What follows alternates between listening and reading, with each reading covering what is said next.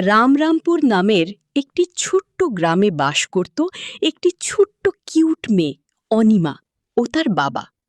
তার বাবা ছিল একজন সাধারণ কৃষক। অনেক কষ্টে তাদের দিন কাটত।